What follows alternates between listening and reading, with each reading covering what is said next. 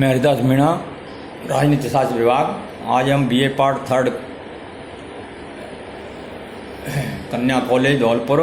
आज हम BA part third के प्रथम प्रश्न पत्र में अरस्तु के संविधान संबंधी विचारों की आलोचना यहाँ देखेंगे। विद्वानों ने किन आधारों पर अरस्तु के इस वर्गीकरण और संविधान संबंधी विचारों की आलोचना की है।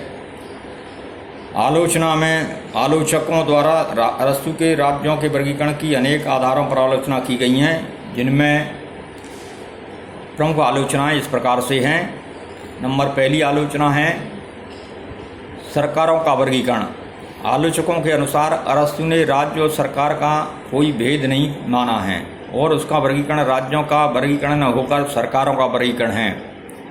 जैसा कि विद्वान गार्नर कहता है कि उन्होंने राज्य और सरकार में कोई अंतर नहीं माना है और अंतिम विश्लेषण में यह वर्गीकरण राज्यों का वर्गीकरण नहीं अपितु सरकारों का वर्गीकरण है और इसलिए राज्य के रूपों के विवेचन में उसका कोई उचित स्थान नहीं हो सकता।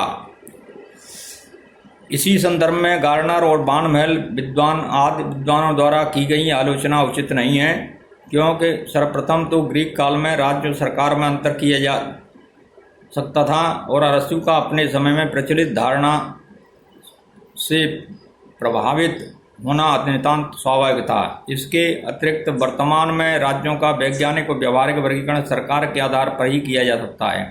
अरस्तु के बाद विभिन्न विद्वानों द्वारा किए गए वर्गीकरण भी किसी न किसी रूप में सरकार से संबंधित हैं। तो पहला है आलोचना का आधार सरकारों का वर्गीकरण। अरस्तु ने राज्य सरकार में भेद नहीं किया है, सरकारों का वर्गीकरण है, संविधानों का वर्गीकरण नहीं है, ये इस तरह विद्वान कहते हैं। दूसरा है अवैज्ञानिक और संख्यावाची वर्गीकरण। गार्नर और बानमहल ने अरस्तु के वर्गीकरण की इस आधार पर आलोचना की है कि यह वर्गीकरण किसी वैज्ञानिक आधार पर आधारित न होकर संख्या विषयक भौतिक आधार पर आधारित है। बानमहल ने आलोचना करते हुए कहा है कि उस सिद्धांत का स्वरूप जिस पर वह आधारित है राज्य के गठन से संबंधित है तथा यह वर्गीकरण गुण विषयक न होकर संख्या विषयक है। किंतु कुछ विद्वान ये भी कहते हैं कि इस प्रकार की आलोचना युक्ति संगत नहीं है। संख्या विषयक वर्गीकरण का अपना महत्व है और शासन करने वाले व्यक्तियों की संख्या के आधार पर राजनीतिक चेतना का अनुमान लगाया जा सकता है। इसके अतिरिक्त अरस्तु के वर्गीकरण में संख्या विषयक आधार से अधिक महत्वपूर्ण नैतिक आधार है, जिसके अंतर्गत शासन व्यवस्था के स्वाभाविक और विकृत रूपों का वर्णन किया गया है। बर्गेस ने ठीक ही कहा है कि अरस्तु का वर्गीकरण नैतिक और आध्यात्मिक है, संख्यावाची नहीं। इस तरह अरस्तु का वर्गीकरण दूसरी आलोचना अवैज्ञानिक और संख्यावाची वर्गीकरण कह के आलोचक आलोचना करते हैं। तीसरी आलोचना है प्रजातंत्र को उचित स्थान नहीं। अरस्तु ने अपने वर्गीकरण में प्रजातंत्र को उचित स्थान नहीं दिया है। अरस्तु प्रजातंत्र को ह्यूमशाही और भीड़तंत्र का पर्यायवाची मानता है और इसे सबसे अधिक अव्यवस्थित और अनियंत्रित शासन समझता है, लेकिन वर्तमान समय में प्रजातंत्र को सर्वश्रेष्ठ शासन पद्धति समझा जाता है। अतः प्रजातंत्र के संबंध में अरस्तु के विचार को स्वीकार नहीं किया जा सकता। अरस्तु ने प्रजातंत्र को भीड़तंत्र नाम दिया है, जो उचित नहीं है, जबकि प्रजातंत्र आज के समय में सर्वोत्तम शासन का रूप कहलाता है।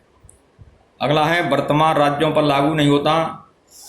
अरस्तु के वर्गीकरण को वर्तमान राज्यों पर लागू नहीं किया जा सकता, क्योंकि अरस्तु के नगर राज्यों के युग को हम बहुत पीछे छोड़ आए हैं। वर्तमान समय में प्रत्यक्ष और अप्रत्यक्ष प्रजातंत्र, संसदात्मक और अध्यक्षात्मक शासन, एकात्मक और संघात्मक शासन, धर्मनिरपेक्ष और धर्माचार राज्य आदि के रूप में राज्यों के ऐसे विभिन्न रूप देखने में आते हैं, जिन्हें अरस्तु के वर्गीकरण में कोई स्थान नहीं दिया गया है। इसलिए वर्तमान समय के शासन और राज्यों पर यह लागू नहीं होता। अगला है परिवर्तन चक्र त्रुटिपूर्ण है। अरस्तु ने राज्यों के वर्गीकरण के साथ साथ शासन व्यवस्था का परिवर्तन चक्र भी प्रस्तुत किया है, किंतु यह परिवर्तन चक्र त्रुटिपूर्ण है। वस्तुतः राज्यों और शासन व्यवस्था में वैसे ही नियमित और व्यवस्थित परिवर्तन नहीं होते जैसे कि अरस्तु द्वारा बताए जाते हैं। इस आधार पर परिवर्तन चक्र त्रुटिपूर्ण इसलिए है कि वो ये कहता है कि राजतंत्र एक का शासन राजतंत्र है, तो इसके बाद एक तरह से शासन का विकृत रूप आताताई तंत्र ही आएगा। इसी तरह कुलीन तंत्र है तो कुलीन तंत्र के बाद वर्ग तंत्र या धनिक तंत्र आएगा, धनिक तंत्र के बाद बहुतंत्र या संवैधानिक तंत्र आएगा, और संवैधानिक तंत्र के बाद भीड़ तंत्र आएगा, और फिर अरस्तु कहता है कि परिवर्तन चक्र फिर दोबारा राजतंत्र पर चला जाएगा। और इस प्रकार ये परिवर्तन चक्र क्रमागत रूप से चलता रहता है। ये अरस्तु की भूल है। ये परिवर्तन एक तरह से अव्यवस्थित रूप से भी हो जाते हैं। अरस्तु ने इस बात पर ध्यान नहीं दिया है। तो ये अव्यवहारिक भी है। एक आलोचना ये भी की जाती है कि अरस्तु का यह वर्गीकरण अव्यवहारिक है, क्योंकि इसको व्यवहार में लागू नहीं किया जा सकता। व्यवहार में आज बड़े बड़े राज्यों पर ये सिद्धांत लागू नहीं होता है, इसलिए ये अव्यवहारिक प्रतीत होता है। अब इसके महत्व के बारे में देख लेते हैं। अरस्तु ने इसके महत्व की चर्चा की है। अरस्तु के वर्गीकरण की आलोचना के बावजूद आधुनिक युग में इस वर्गीकरण का पर्याप्त महत्व है। अरस्तु का वर्गीकरण ही सर्वप्रथम वैज्ञानिक वर्गीकरण था, जिसने आधुनिक वर्गीकरण का मार्ग प्रशस्त किया। गिलक्रास्ट के शब्दों में, आधुनिक सरकारों के स्वरूप के लिए यह वर्गीकरण पर्याप्त नहीं है, पर आज तक जितने भी वर्गीकरण हुए हैं उनके लिए यह ऐतिहासिक आधार रहा है।